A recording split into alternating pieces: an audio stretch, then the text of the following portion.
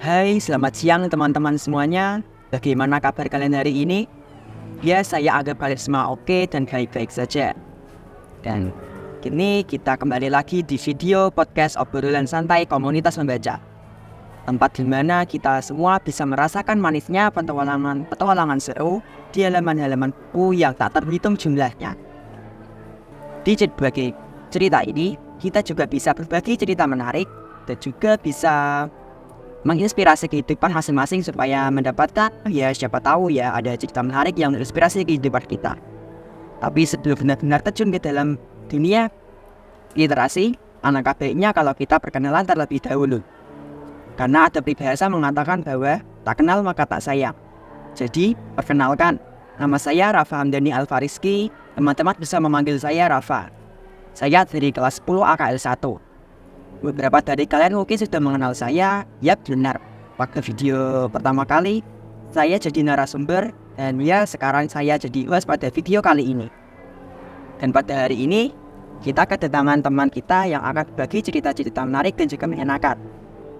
Mulai Kak, perkenalkan nama Anda supaya bisa berkenal dengan semua kenal. Ya, perkenalkan nama saya Yan Virgiawan. Teman-teman sekalian boleh panggil saya Yan aja. Saya datang kemari karena diundang, tidak seperti sebelah yang datang tapi tidak diundang. Iya. Baik Kak, dengan bagaimana kabar hari ini Kak? Alhamdulillah saya bisa datang ke acara podcast hari ini. Walaupun keadaan saya sekarang itu sedang pilek dan suara saya bideng. Untuk Kak Rafa sendiri bagaimana keadaannya? Ya alhamdulillah sih saya sebenarnya juga oke. Cuman tadi tuh waktu di kelas masih pembelajaran itu ada beberapa masalah yang saya alami. Jadi ya bisa dibilang saya semangatnya agak turun nih. Karena waktu itu ada debat sama teman-teman gitu ya. Di rekomendasi dong Kak buku-buku yang inspirasi gitu biar makin semangat lagi belajarnya nanti. Saya punya satu buku inspirasi yang mungkin juga dapat menginspirasi teman-teman yang lain. Buku ini mengisahkan tentang seseorang yang mengalami kegagalan dan juga penolakan dalam hidupnya. Namun ia selalu saja bersemangat untuk mencari hidup yang lebih baik gitu. Ceritanya emang bagus nih ceritanya. Boleh tahu gak Kak judulnya itu apa? Biar saya nanti searching gitu. Orang kalau emang bukunya itu bagus nanti saya beli deh. Untuk judul bukunya itu berjudul Sebuah Seni untuk Bersikap Bodo Amat. Kenapa sih Kak kalau misal nih ya isi dari buku itu tuh apa? Coba Kakak bisa jelasin dengan rinci supaya nanti bisa tahu nanti isinya itu apa. Buku ini tuh menceritakan tentang pria asal Amerika Serikat yang bernama Charles Bukowski, yang dimana dulunya itu ya sering banget melakukan kegiatan-kegiatan yang tidak patut dicontoh, kayak misalnya main cewek, judi, minum alkohol, dan lain-lain. Namun di sisi lain, ia juga memiliki cita-cita sebagai seorang penulis. Namun pada saat awal ia menjadi seorang penulis, ia selalu saja mengalami kegagalan dan penolakan. Hingga pada akhirnya ia menjadi seorang penulis yang terkemuka. Wah, hebat banget ya tokoh Charles Bukowski ini. Tapi gimana sih caranya itu tokoh Bukowski mengatasi kegagalan, penolakan dalam mencapai mimpinya? Pasti dia itu butuh impian betul ya. Oh iya ini. Jadi si Charles Bukowski itu kan memiliki prinsip untuk bersikap bodo amat. Ia selalu saja menghiraukan apa kata orang lain tentang karya-karya yang dibuatnya. Jadi hari demi hari ia selalu saja memperhatikan aspek-aspek agar karyanya itu menjadi lebih baik. Dan ada pada suatu karya itu yang itu dilirik dan menjadi topik yang hangat, yang sangat populer di kalangan para pembaca. Pada saat itu pula namanya menjadi naik dan jadi terkenal gitu. Oh iya. Ya. Jadi memang bagus nih ceritanya ya. Awalnya jadi pemalu itu ya, bodo amat ya sama orang-orang atas perilakunya ya. Iya. Tapi bisa ya sampai biasakan kehidupan gitu. Tapi gimana sih Kak cara kelebihan dari buku ini? Kan saya kan pengen beli buku itu tuh karena tertarik.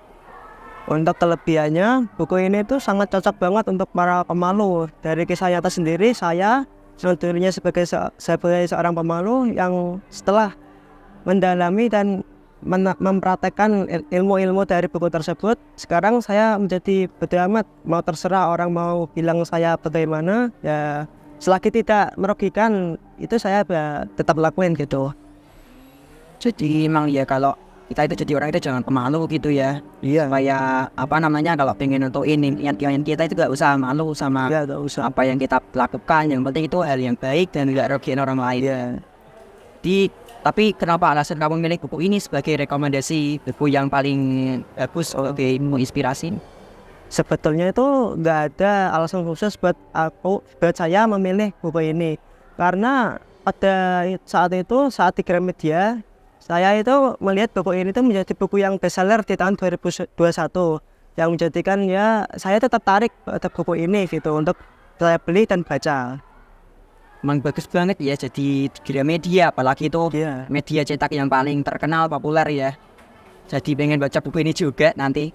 Tapi apa sih inspirasi atau pesan yang disampaikan dari tokoh Charles Bukowski ini?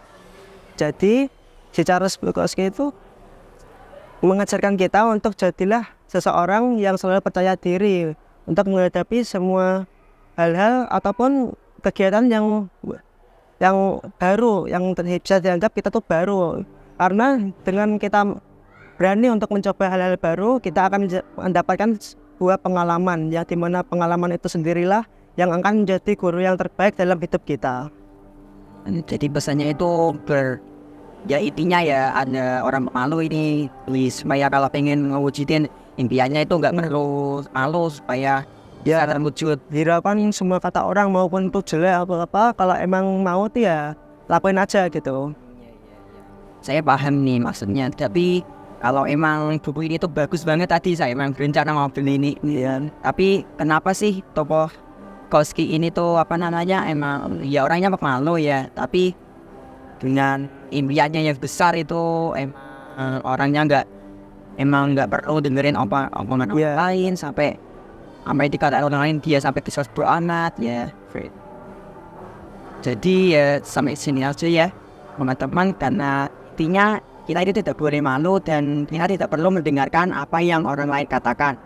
Yang penting kita melakukan hal yang kita inginkan selagi hal itu hal yang baik dan tidak merugikan orang lain. Dan ya sampai video kali ini terima kasih teman-teman karena sudah menyaksikan video saya dan Ian ini. Semoga bertemu lagi di video selanjutnya. Baik Ian, mari kita usahakan jargon kita supaya makin semangat nih hari ini ya. Nah, mari membaca untuk hidup yang lebih baik.